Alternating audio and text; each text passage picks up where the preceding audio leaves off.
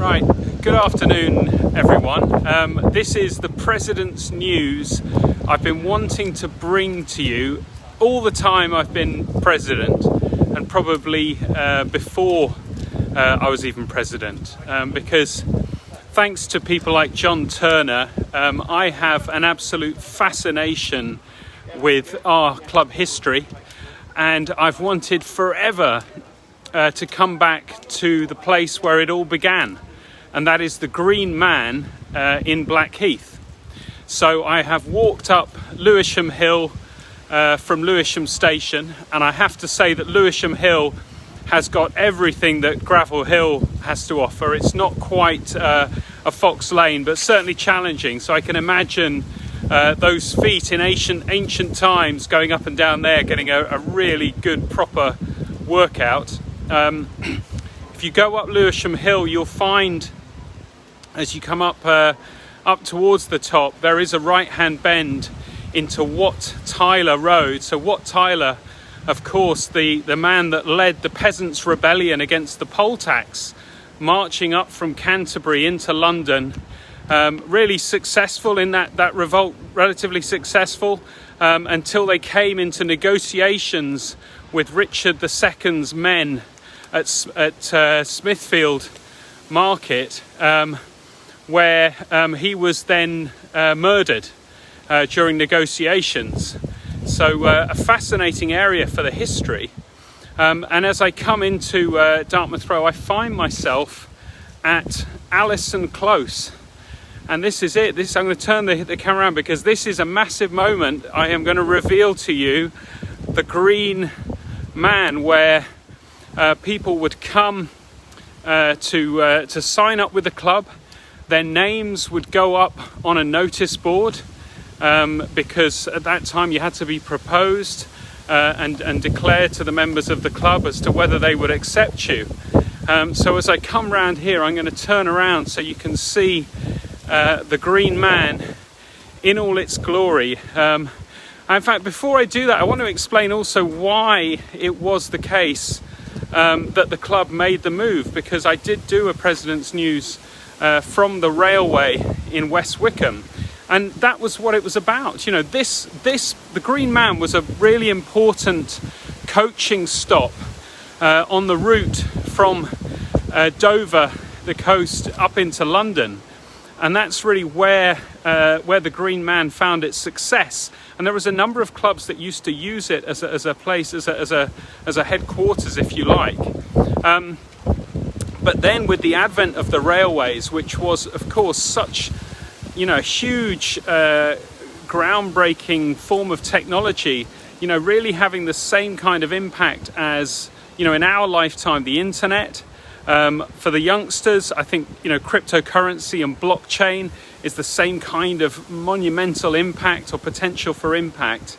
And that meant that with the advent of the railways, the coaching stopped, because who was going to take a coach anymore? And that was the demise of the Green Man. So as I turn around, you can see, I'm afraid in the 1970s, the Green Man was demolished and became a set of flats. It's a lovely area though, and I think very, very nice now for anyone that's living here. I wonder if they're even aware of the history, because there isn't much, to remind you of it at all. As I came out across the heath, I noticed a lane called Hare and Billet, and I wondered if that had something to do with hare and hounds, but I must look into that and find out. My interest in all of the history has been taken up another level as well, because Thames Hare and Hounds, Simon Molden, they found a copy of Blackheath's centenary history and sent that to me. I did offer it to John Turner, but he has a copy, of course, and I've started to read it, and it is absolutely fascinating. I love reading the history. We, of course, have coming up in a few weeks' time, at the end of the month, the 150th anniversary of South London Harriers, effectively one of our cousins, breaking away in a row over handicapping, but also I believe there is some inference as well that there was a row over smoking Can you believe it, in an athletics club as well, which I love. I love the fact, I mean, you see all those old pictures of guys in the Tour de France having cigars to clear out their lungs. I mean, can you imagine such an era? I can see Margaret Baldwin's on the feed. Good afternoon, Margaret. How are you? I think I saw Ian Furler as well. So nice to see them on the feed too. I do have results for you. Of course, we had the first Kent League at Swanley. A great showing from Blackheath and Bromley. Lucas Elmquist won the under-13 boys race. He ran very, very comfortably. We had another winner in the under-17 women's race. That was Hannah Clark, bringing it home. We had a winner in the under-20 men's race, Tom Brash, who writes those really good cross-country reports. Well done, Tom. And not to forget, Paul Ross Davies, who won the M70 race. So a lot of winners out there. The under-13 boys team were first. So that was, of course, Lucas coming across the line first. 11th was Alfie Whitlock. And 12th, James Shaw. So well done to them. Under-13 girls were the first team home as well. Third with Neve Stanley. 8th, Sophie Fleming. And 9th, Charlotte Bloodworth. The under-15 girls team were first as well. They had a second place with Megan Barlow. A third with Lydia Whitcomb. That name keeps coming up. Well done, Lydia. And 13th, Maria Salamanca. The under-15 boys were second. That was Alexander Middleton in 7th, Jasper Brooks in 9th, and Joshua Healy in 10th. The under-17 women's team were first. Hannah Clark, as we said, first across the line. 6th, Olivia McGee-Brown, and 12th, Liberty White. And then the under-17 men's team were second. 8th was Miles Brown, 9th, James Barnes, and 11th, Alessio Tutt. Great, because I've seen Alessio turning out for some of the club races, along with Alex Middleton as well. And then in the senior women, we didn't have enough quite for a team. Ashley Pearson, running as a W45 now, came 23rd. And Amy Leach was 30th. And the senior men's team were 4th in the first 4 to finish and the first 12 to finish categories. 13th, Dan Kennedy.